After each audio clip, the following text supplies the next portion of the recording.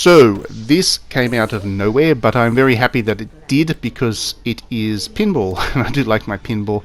I didn't realise that Zen Studios had a new pack of tables for Pinball FX3 planned before Christmas, but that's what they've dropped this morning, and it is Williams Pinball Volume 5. Even better for me is that this pack actually includes two of my favourite tables of all time, and another one that I've played once now, but immediately found enjoyable. So this is one of the better value packs that I've been able to play with. You're going to see some footage which is pretty raw. I'm not very good. I haven't had a chance to play Pinball FX3 since the last video I did, and I was in a bit of a hurry, so I've actually only played each of these tables once. So you're seeing my very first play with each in this footage, and it is not good. But like I said, two of the three of these tables are favourites, and I'm really happy with the quality of what I've seen so far as well. The first one is this one, and it is Tales of Arabian Nights. Now this is by far my favourite pinball table of all time. I have played it on God knows how many platforms. I actually have played the actual pinball table itself as well, which was a real delight. And the reason I love it so much is basically the theme. I've been a fan of Arabian Nights ever since I was quite young. I read a very sanitized version of 1001 Arabian Nights as a youngster, and it immediately captured my attention and imagination. And since then I've obviously gone on to read the not so sanitized versions of it, because it does get pretty raunchy at places.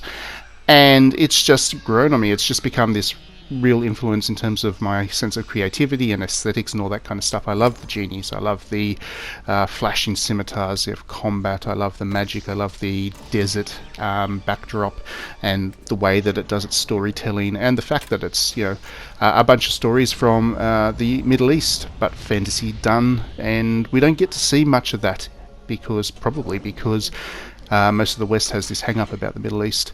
But those rare examples that you get of people attempting to do movie versions of this stuff, I really get into as well, and I've read the book pretty much on repeat ever since first reading it. So in that context, of course, the pinball take on Arabian Nights was always going to be appealing to me, and this version doesn't disappoint either.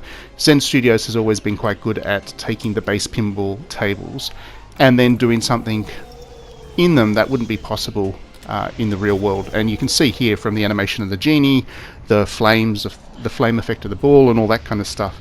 This version of Arabian Nights is definitely different to some of the other attempted adaptations I've seen, where the developers have tried to make it as authentic as possible, and it's looked good always, and it's always been that pinball table that I've loved. But this extra animation and whatever gives it a little bit more vibrancy, gives it a new look, I guess, and it's been really great seeing a different take on Arabian Nights. So yeah, very big fan of this table. I'm going to spend a lot of time playing this one. I imagine it'll probably be my most played table at the end of things. The next table is the one I'd never played before. I've never played a digital version of it. I've never played the real physical version of it either, and it is interesting. It's actually one that kind of fits with me too. It's a theme that I enjoy usually, so I'm not sure why I never checked it out before. Maybe there hasn't been a digital version of it and I just haven't had the chance. But it's called Circus Voltaire, and it's obviously based around that kind of creepy horror style carnival, which, you know, I mean, Carnival, the TV show, is a good example of why I like this genre. And this one, like I said earlier, I've only played it once. This is the first time I've played it, but my initial impressions of it are that it's pretty well balanced. It's fairly challenging in terms of the layout of the thing. Obviously the gap between the flippers is quite wide, or it feels wide by Zen Studios standards, and it's a little easy to lose the ball. But one thing that I'm not sure about at this stage is that there's not a whole lot of stuff happening in the middle. I usually like to have obstacles and things in the middle, and this one seems to be built around the edge of the pinball table, which is not something I usually like. But in this case, it seems to work for it. The ramps are in interesting locations, and the animation, again, much like with the Arabian Nights table, it's really charming and quirky. That guy on the left is he's a little bit distracting. The big head that pops up from there, which is obviously a centerpiece of the table. I can only imagine how impressive that would have been on the actual table when it first came out. Apparently this was quite a popular or well-regarded one, but obviously I can't compare to that. But the animation's good, the features around it are quite nice. The balls on the side there, I don't quite know what that has to do yet, what I need to do with that just yet. It seems to get me points when I hit it, but otherwise I'm not sure where it fits into the mission structure of the table and all that kind of stuff. But yeah, it's a good one. This is a good table.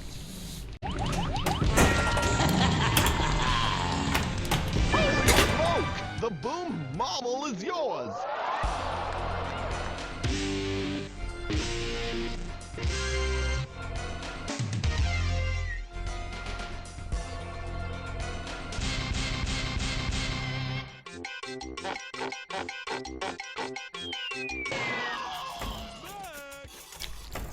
And the last one in this pack is another one that I have actually played before. It is No Good Gophers, and when I say I played before, I mean I've actually played the physical version of this as well as digital versions of it. So this is not a new table to me, though again I seem to be struggling today to play pinball, so it probably doesn't show that I know what I'm roughly doing with this one.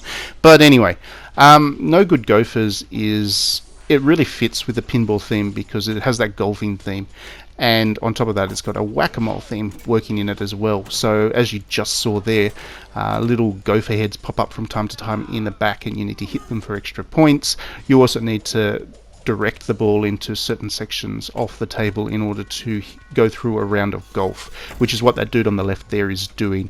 Once you hit it in certain places, it gets added to your score sheet, and if you play badly, if you direct the ball in the wrong spots, you'll get additional points onto your score, as in your golf score, which is not good, because as anybody who's played golf knows that you need to try and keep that score down.